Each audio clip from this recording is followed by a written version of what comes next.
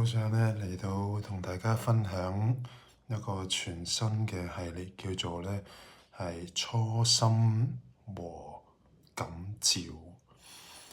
個初心就唔係最初你所想所諗，而係話咧一份起初好原始嘅內心嘅一份嘅真摯，同埋一份嘅愛。個感召咧係我相信天父咧俾我哋每一個人都有嘅人生裡面嘅一份嘅呼喚啊！前兩日咧我就同我大仔就分享我人生唯一嘅一個嘅 vision 一個嘅異象。咁我聽完之後佢就話：你點知係你諗嘅定係上帝呼召你㗎？咁樣。咁我就話初初唔知㗎，但係依家咧都行咗20幾30年啦，就嚟咁應該都係㗎啦，咁樣。因為如果唔係上帝咧，個人係冇可能係堅持到嘅。呢個異象咧係我大學3年級嘅時候咧，喺香港大學嘅嗰個 main library。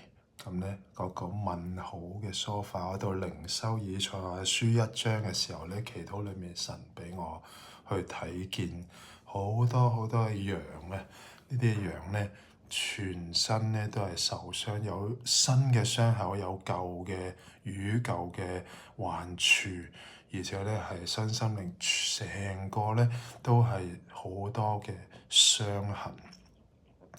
但係咧，佢哋一路咧望住佢哋自己嘅處境咧，係一啲嘅盼望都冇。但係喺呢個羊圈嘅中間咧，其實係一個好大、好大嘅十字架，係好光，係好似咧火焰一樣咧，就好似一個 campfire。